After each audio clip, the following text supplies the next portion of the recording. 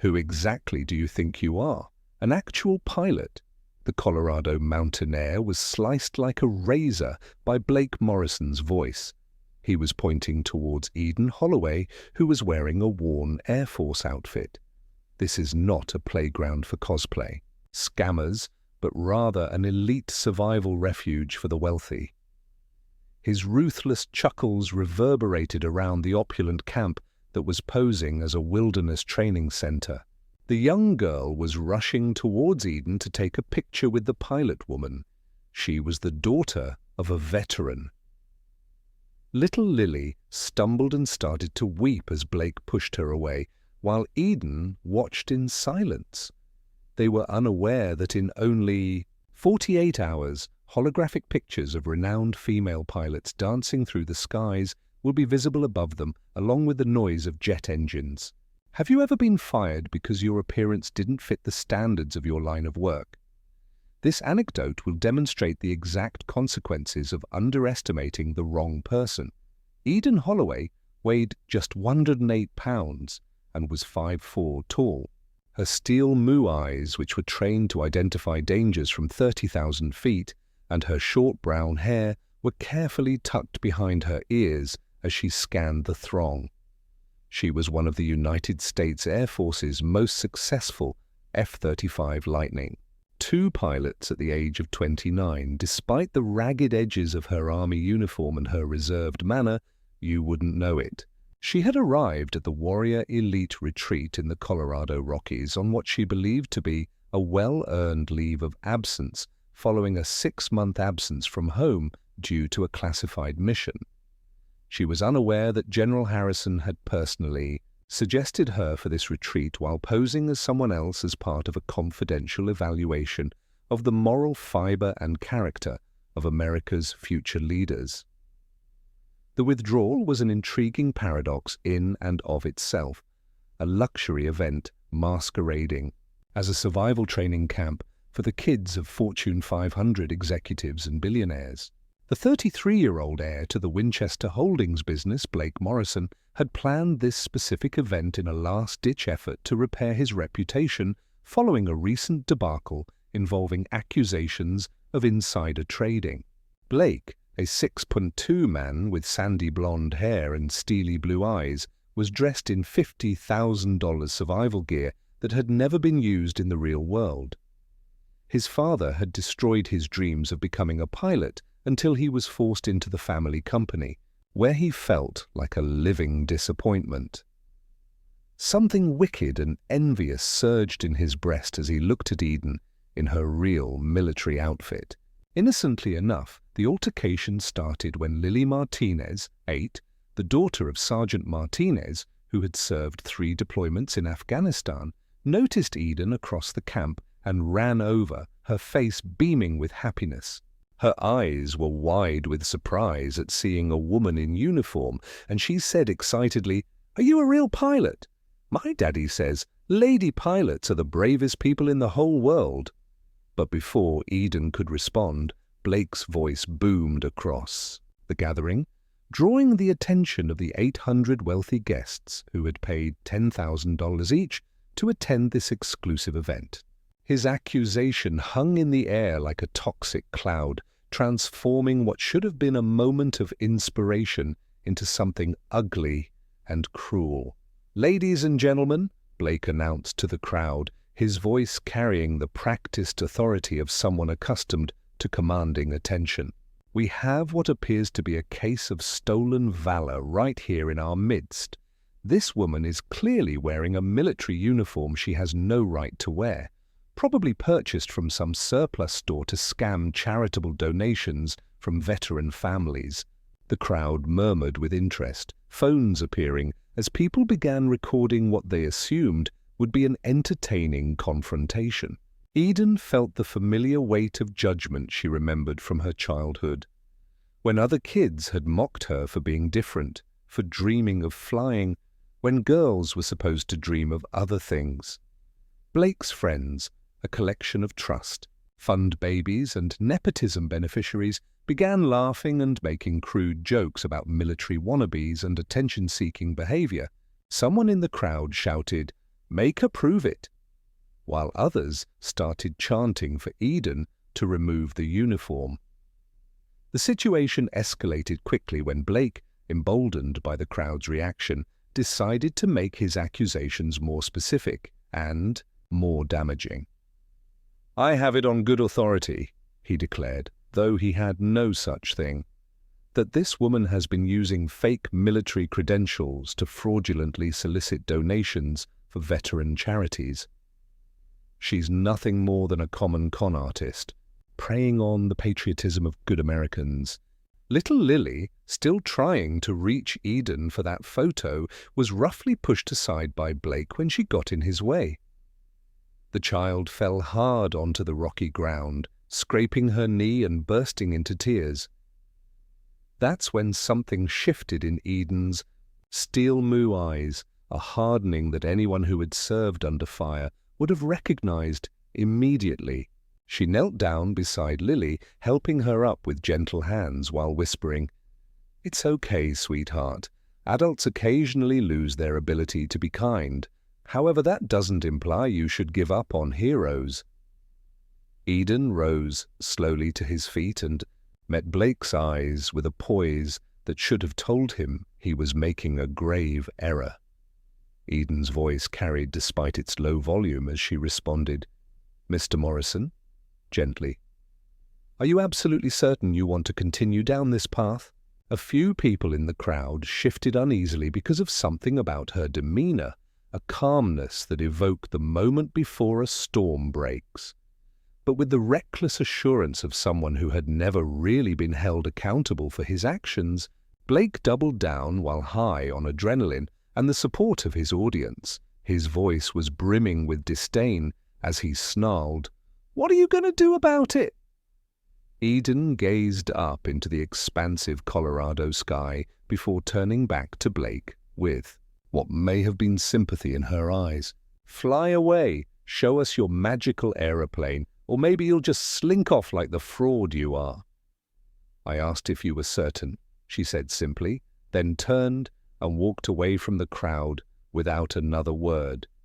Blake declared victory to his cheering audience, but he didn't see the phone call Eden made as she disappeared into the trees surrounding the camp. He couldn't hear her quiet conversation with someone who addressed her as Major Holloway and discussed something called Operation Sky Justice. Most importantly, he had no idea that his challenge was about to be accepted in a way that would change his life forever. Chapter 2. Roots of Strength. The phone call that would alter the course of events was placed to a modest home in rural Virginia, where Major David Holloway sat in his workshop, surrounded by the remnants of model airplanes and the memories of a different kind of war. At 58 years old, he bore the physical scars of his service in the Gulf War of 1991, his right arm missing from the elbow down after an IED explosion that should have killed him. Beside him sat his wife, Catherine, a former combat medic who had lost her left leg below the knee to a bomb that exploded outside a field hospital in Kuwait. Together they had raised their daughter, Eden, in an abandoned military camp in the Virginia wilderness, teaching her that strength comes not from what others think of you, but from what you're willing to sacrifice for what's right. Eden's childhood had been unconventional by any standard.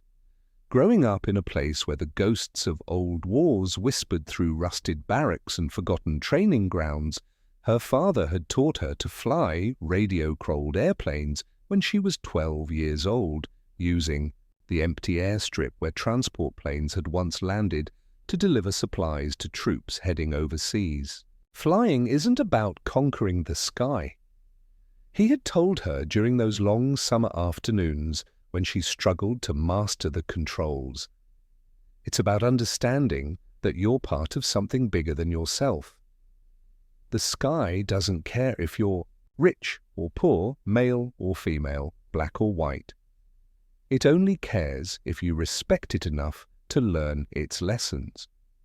Those lessons had served her well when she earned a full scholarship to Embry-Riddle Aeronautical University, despite being suspended for A year after flying an unauthorized rescue mission during a flood that saved 3 families from drowning, the phone rang just as David was cleaning the latest model airplane he'd built for the local children's club, a hobby that helped him maintain the connection to flight that his injury had stolen from him.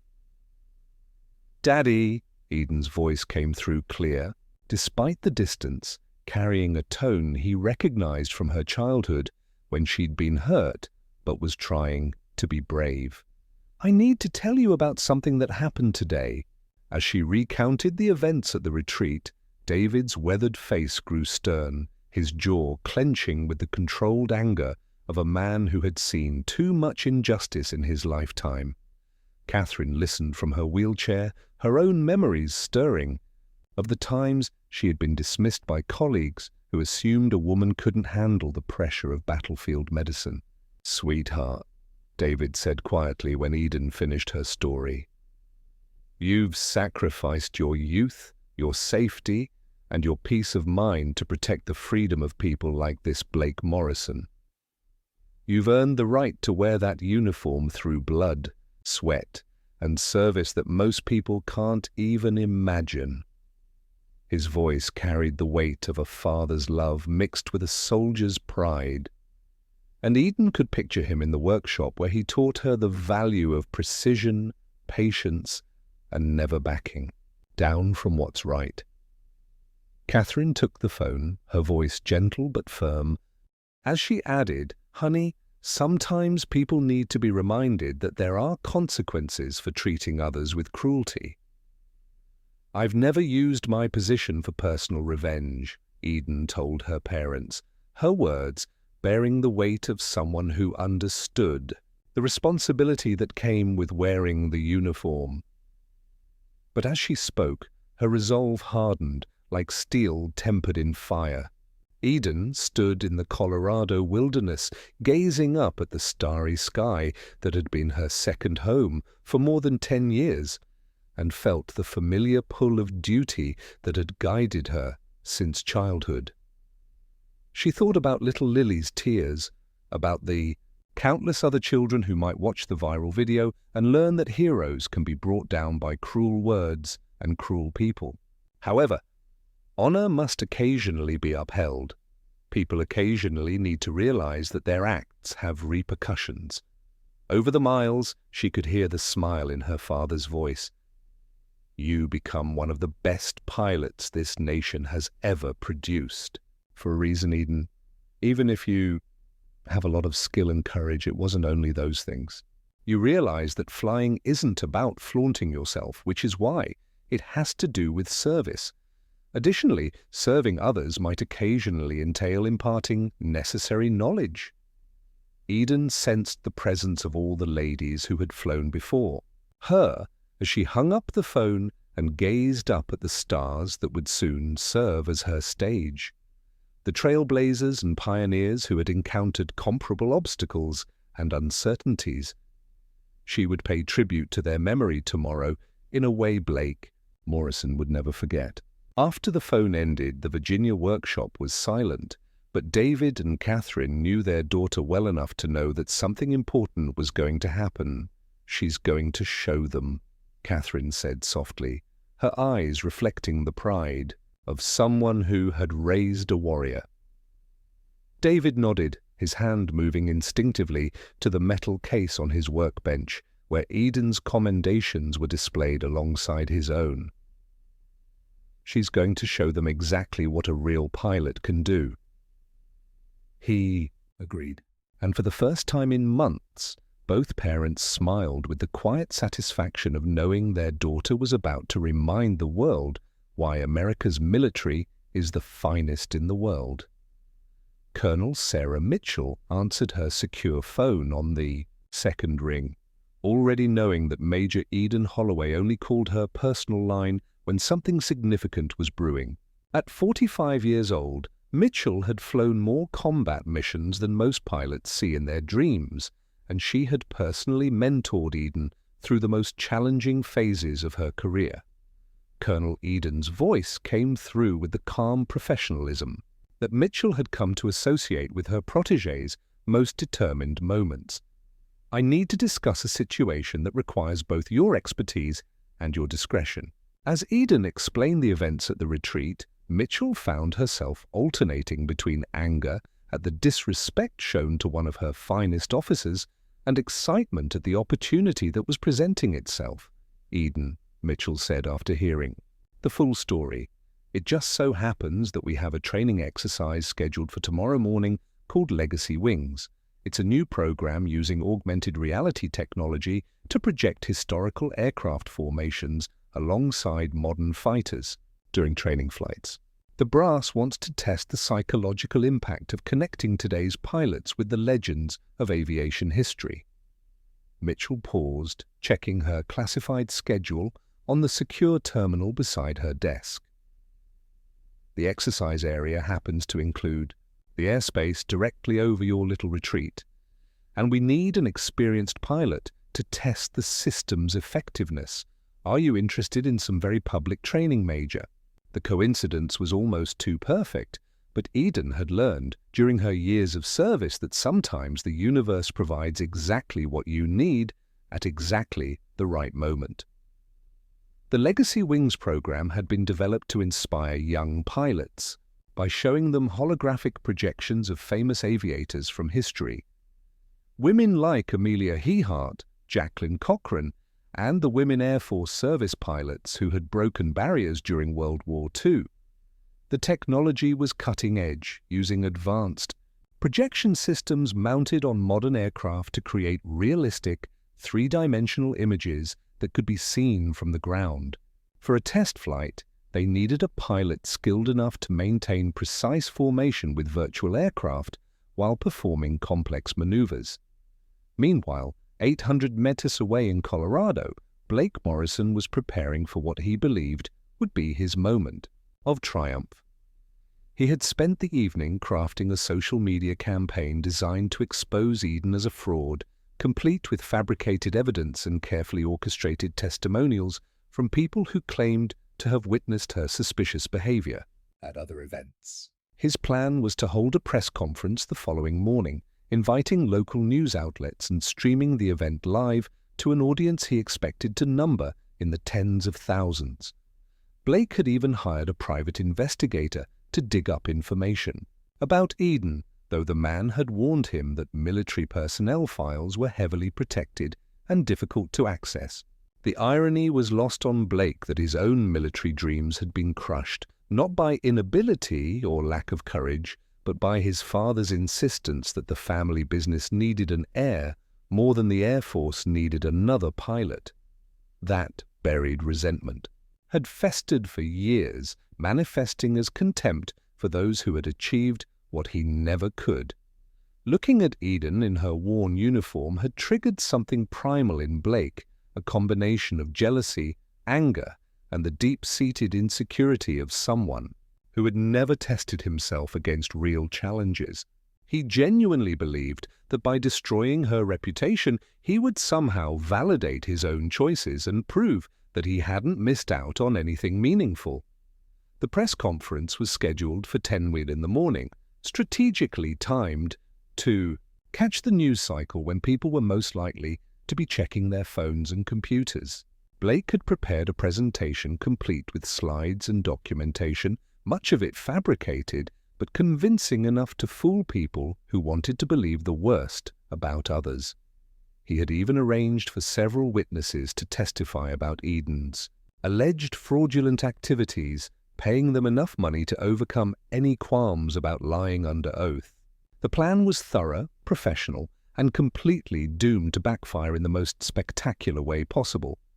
What Blake didn't know was that Eden's military records were not only legitimate, but impressive enough to make career officers stop and take notice. Her file contained combinations for valor, efficiency reports that used words like exceptional and irreplaceable, and a service record that included missions so classified that even their existence was hidden behind layers of national security protocols. The private investigator Blake had hired was a former military man himself, and when he finally managed to access enough information to understand who Eden really was, He immediately called Blake to warn him that he was about to make a career-ending mistake. But Blake Morrison was too intoxicated by his own perceived cleverness to listen to warnings, too convinced of his own superiority to consider that he might be wrong. He dismissed the investigators' concerns as cowardice and pressed forward with his plan, scheduling the press conference and inviting every media outlet within 100 miles to witness what he promised would be the exposure of a dangerous fraud who has been dishonoring our military and exploiting the generosity of patriotic Americans. He went to sleep that night dreaming of vindication, completely unaware that 800 miles away, Colonel Mitchell was coordinating with Peterson Space Force Base to ensure that Eden would have access to the most advanced fighter aircraft in the American arsenal.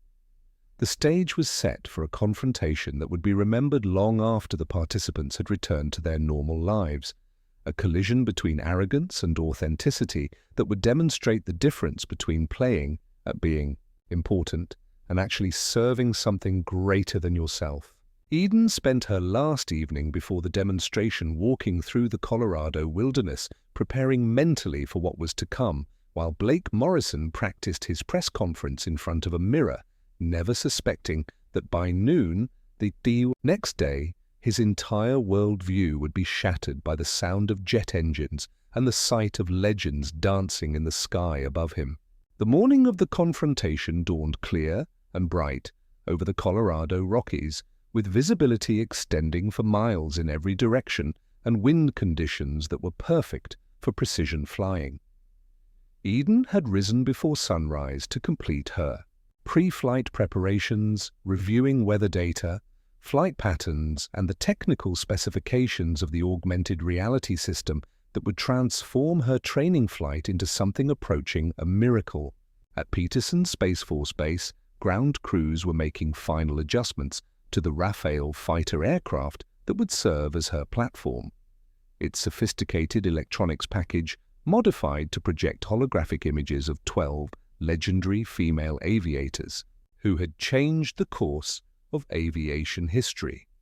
Blake Morrison woke up in his luxury tent with the confidence of someone who believed he held all the cards, completely unaware that his opponent was already airborne and approaching the game from 30,000 FT above his head. He had spent an hour that morning reviewing his presentation materials, practicing his delivery, and coordinating with the media representatives who had agreed to cover what he promised would be an explosive revelation about military fraud. 800 wealthy retreat participants had gathered in the main amphitheater, their phones ready to record what they expected would be an entertaining takedown of someone who had dared to challenge their social hierarchy.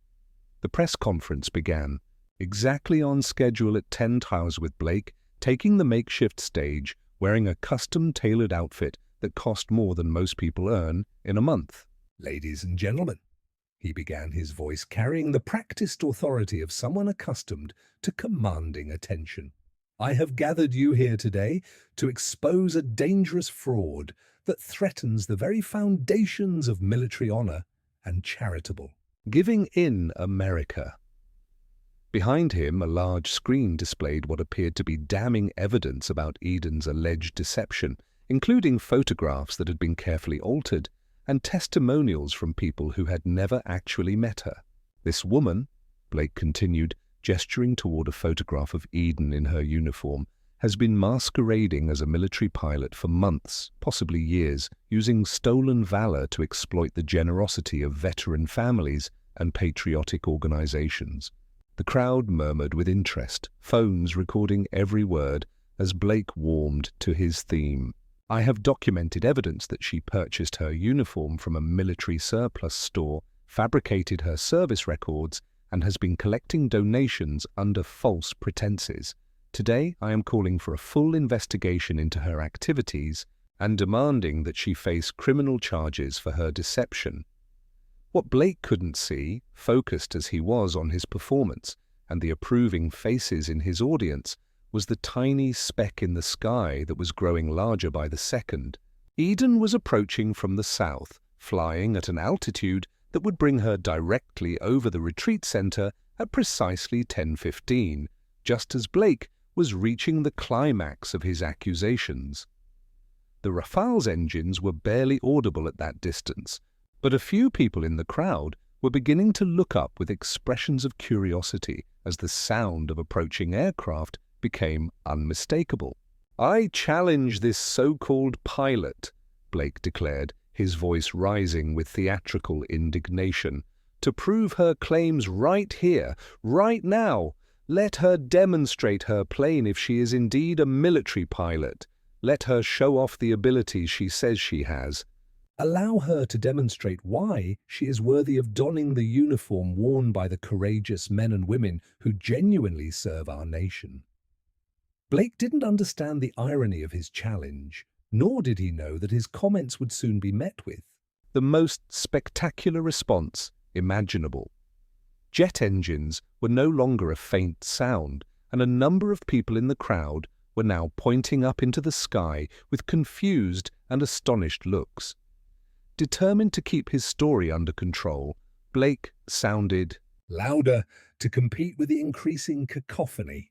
"There is nothing to prove. Hence, she is unable to do so. A shame to all those who have ever worn the uniform honorably. She is a liar and a cheat." But as the Rafale got closer, it was getting harder to hear what he was saying.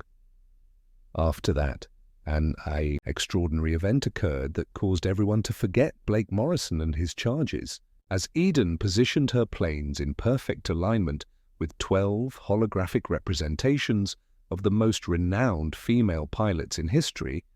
The augmented reality system came on. All of a sudden, spectral pictures of planes from many eras flew in. Exact formation with Eden's contemporary fighter in the skies above the retreat center.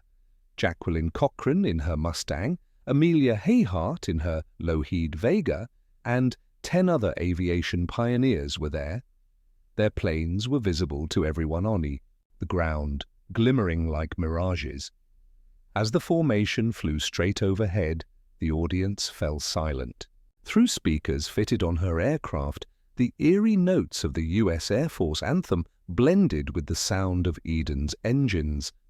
Blake's jaw dropped as he saw that Eden was not only truly piloting a military plane, but also doing so with an accuracy and skill that befitted hundreds of hours of training and actual combat experience. Several veterans in the audience were moved to tears as Eden's Rafale led the spectral squadron in a flawless aerial salute performed by the holographic formation just over the amphitheater. Blake Morrison stood motionless at his podium, his prepared statements forgotten and his arrogant manner broken like glass as the formation vanished over the mountains, leaving only the sound of engines and the lingering image of legends made manifest. His painstakingly crafted story was completely destroyed in 5 minutes by the straightforward display of true talent and service. Until someone in the back started to applaud, the crowd was hushed as they processed what they had seen. The entire amphitheater was bursting with admiration for what they had just witnessed in a matter of seconds. A little parachute that carried a military-style container landed with a firm thump just in front of Blake's podium, just as Eden's plane had barely vanished over the mountain ranges. As the container opened, the gathering watched in awe as a collection of official records, pictures, and military honors revealed the true narrative of Major Eden Holloway's national service. Blake's hands were shaking as he walked towards the container, his face white as he started to see how big of a mistake he had made and how real the woman he had spent the morning trying to ruin was. Eden's official military identity, which included her photo, service number, and current rank of major in the U.S. Air Force, was the first document Blake took out of the container.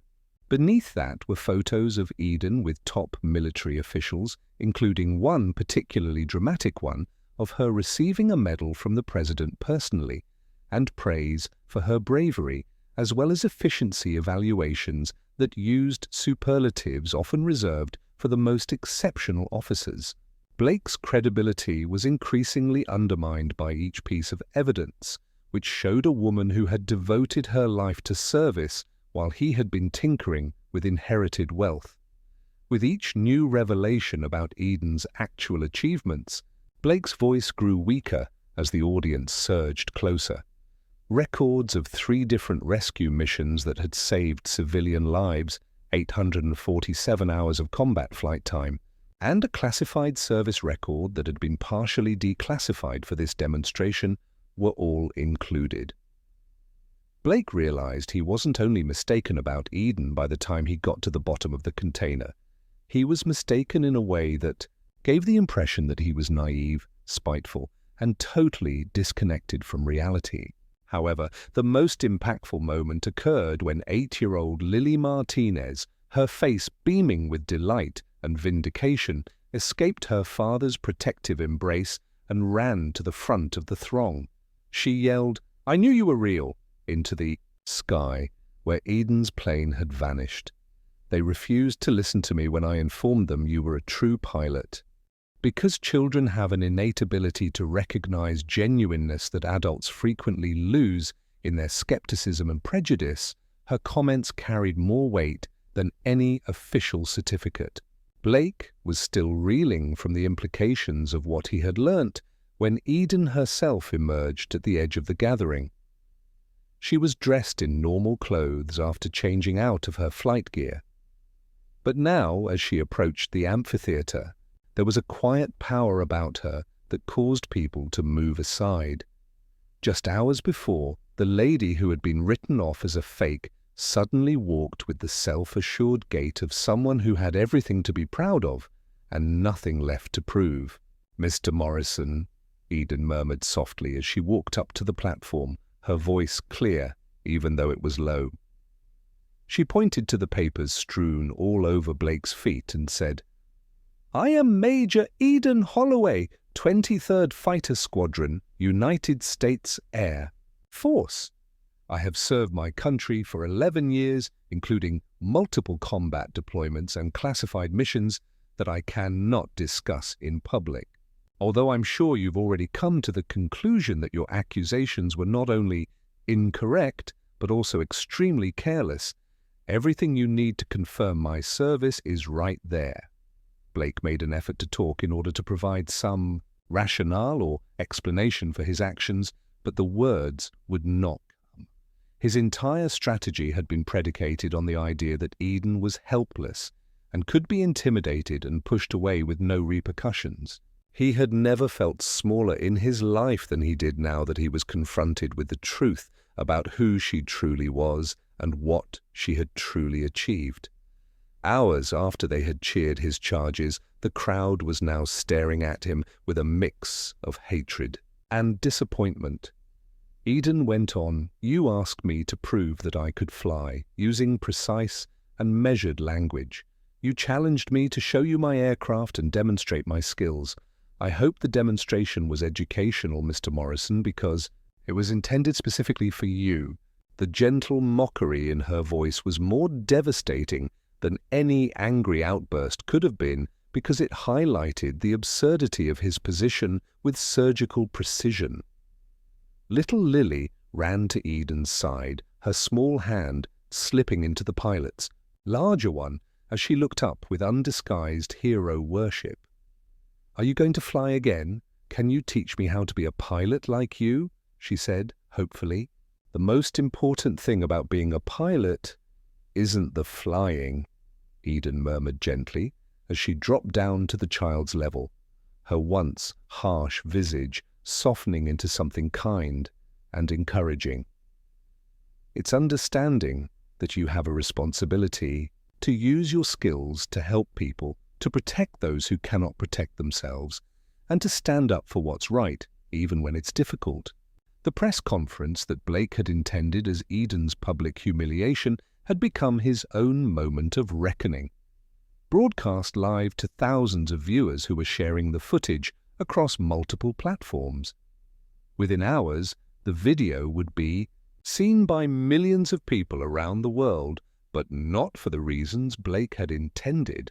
Instead of exposing a fraud, he had inadvertently created a powerful demonstration of authentic service triumphing over manufactured outrage, of substance defeating superficiality in the most dramatic way possible. As Eden walked away from the amphitheater, with little Lily skipping beside her, Blake Morrison remained standing among the scattered documents that told the story of a life dedicated to something greater than personal gain. The crowd dispersed slowly, many people stopping to take photographs of the military records and decorations that provided stark evidence of the difference between someone who serves and someone who merely pretends to matter. For Blake, the realization was beginning to sink in that he had not only made a fool of himself, but had done so in a way that would follow him for the rest of his life. Blake Morrison disappeared from social media that very evening, his accounts going dark as the video of Eden's aerial demonstrations spread across the internet like wildfire. Within 24 hours, the Sky Justice had been viewed 50 million times, with comments pouring in from active military personnel, veterans, and civilians who had been moved by the display of authentic service triumphing over manufactured outrage. Blake's friends and social circle, embarrassed by their association with his public humiliation, began distancing themselves with the practiced efficiency of people who had never learned to value loyalty over social status. But while the internet celebrated Eden's vindication, Blake was experiencing something he had never encountered before in his privileged life: genuine consequences for his actions. The board of Winchester Holdings, led by his own father, voted unanimously to remove him from all company positions, citing damage to the corporate reputation and concerns about his judgment. His trust fund was frozen, pending a review of his recent activities, and the luxury lifestyle he had taken for granted suddenly became a memory rather than a reality. For the first 3 months after the incident, Blake wallowed in self-pity and resentment, convinced that he had been unfairly punished for what he characterized as a simple mistake. But as the weeks passed and the full scope of his isolation became clear, something began to change in his perspective. The private investigator he had hired sent him Eden's complete military record, the parts that weren't classified. And Blake found himself reading about a woman who had repeatedly risked her life for strangers, who had turned down lucrative private sector offers to continue serving her country, and who had achieved more by age 29 than Blake had accomplished in his entire 33 years. The turning point came when Blake discovered that several families of female veterans had received anonymous letters of apology written in his handwriting, but sent without his knowledge by the private investigator who had been horrified by the original assignment. The responses to those letters, filled with grace and forgiveness from people who had every right to be angry, shamed Blake in a way that no punishment could have achieved. He began to understand that his attack on Eden hadn't just been wrong. It had been an assault on everyone who wore the uniform and everyone who had sacrificed for their country. Blake spent the next 6 months in what could only be described as a complete transformation of character, though it happened so quietly that most people assumed he had simply disappeared in disgrace. He sold his luxury possessions, moved into a modest apartment, and began volunteering at organizations that served military families and veterans. He read voraciously about military history, focusing particularly on the contributions of women in aviation and combat roles. Most importantly, he began writing personal letters of apology to Eden and to the families of female service members, not asking for forgiveness, but simply acknowledging the harm he had caused. The letters were works of art in their own way, carefully handwritten on quality stationery and expressing genuine remorse without any attempt at self-justification or excusum. Blake spent hours on each letter, researching the background of each recipient and crafting personal messages that demonstrated real understanding of their service and sacrifice. He didn't send them seeking responses, and many went unanswered, but the act of writing them was changing him in ways he had never expected. The culmination of Blake's transformation was a memorial service he organized at the Smithsonian National Air and Space Museum, honoring female aviators who had died in service to their country. He spent months planning the event, coordinating with military officials, veteran organizations, and the families of fallen pilots.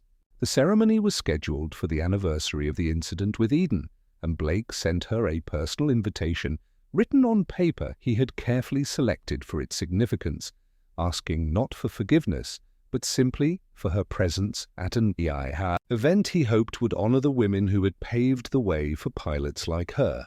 Eden received the invitation with skepticism, suspecting that Blake was attempting some form of publicity stunt or personal rehabilitation that would use her presence to legitimize his reputation. She had General Harrison's intelligence network investigate Blake's activities over the past 6 months, and the report that came back surprised her with its thoroughness and apparent sincerity. Blake had donated nearly his entire inheritance to organizations supporting military families, had been volunteering 30 hours a week at veteran service centers, and had been living a genuinely modest lifestyle that was completely different from his previous excess. The memorial service itself was a masterpiece of planning and execution, held in the museum's main gallery, surrounded by the aircraft that represented American aviation history.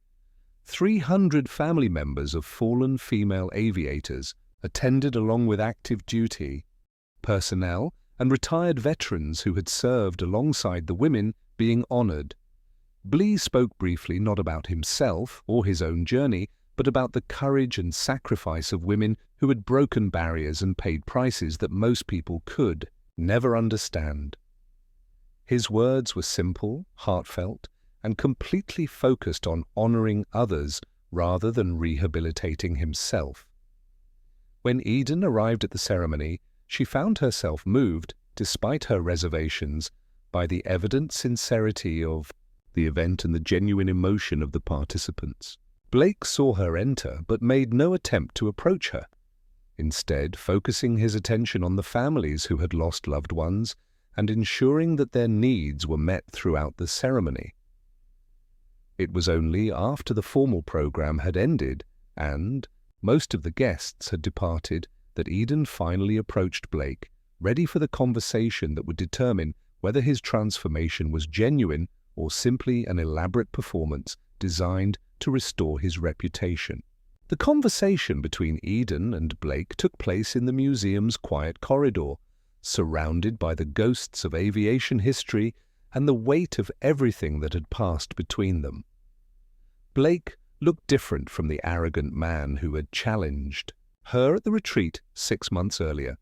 His expensive clothes replaced by a simple suit, his cocky demeanor replaced by something that resembled genuine humility.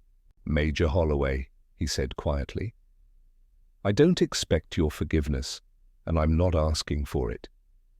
Using the same critical thinking abilities that had kept her alive in combat situations, Eden closely examined his face to determine whether his transformation was real or just a stage act.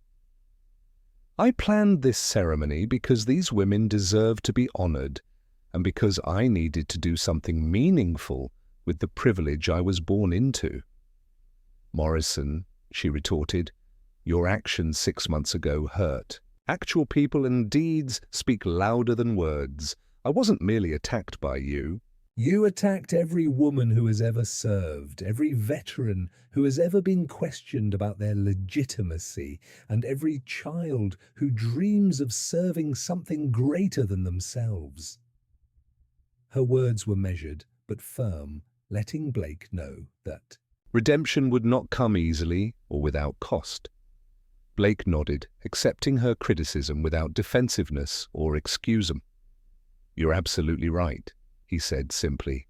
"I've spent the last 6 months trying to understand how I became the kind of person who could do what I did, and trying to figure out how to use whatever time I have left to make amends. I know I can't undo the harm I caused, but I hope I can prevent others from making the same mistakes I made." He gestured toward the memorial displays around them. These women changed the world by refusing to accept limitations that others tried to impose on them. I want to spend the rest of my life supporting people who are fighting those same battles. What followed was a conversation that lasted 2 hours, covering everything from Blake's childhood disappointments to Eden's own struggles with being accepted in a male-dominated profession. Blake spoke honestly about his jealousy, his insecurity, and the way his privileged upbringing had insulated him from the consequences of his actions until it was almost too late. Eden shared her own experiences with discrimination and doubt, the moments when she had questioned whether she belonged in the cockpit of a fighter jet, and the mentors who had helped her understand that belonging is earned through competence and character rather than granted by others' approval. By the end of their conversation, Eden had reached a decision that surprised even her. "Mr. Morrison," she said, "I'm going to propose something that may sound crazy, but I think you've earned the right to be taken seriously. I'm working with the Air Force to develop a foundation that provides scholarships and mentoring for young people who want to serve but face financial or social barriers. We need someone with business experience and genuine commitment to help us build something that will last. Are you interested in doing real work for people who actually need help?" Blake's response was immediate and emotional, tears forming in his eyes as he realized that Eden was offering him not just forgiveness, but partnership in something meaningful. "Major," he said, his voice thick with emotion, the firm and sincere handshake that sealed their agreement signaled the start of a partnership that would affect thousands of lives over the years to come. "I would consider it the honor of my lifetime to work with you on something like that. I promise you that I will bring the same dedication to this foundation that you bring to your service, and I will never again take for granted the trust that the people place in me." 6 months later, during a ceremony at the Air Force Academy, the Wings of Honor Foundation was formally established. Blake was in charge of corporate operations and fundraising, while Eden served as the organization's primary pilot instructor. 50 young people from military families, including Lily Martinez, who had been admitted into a special program for aspiring pilots, were among their inaugural class of scholarship recipients.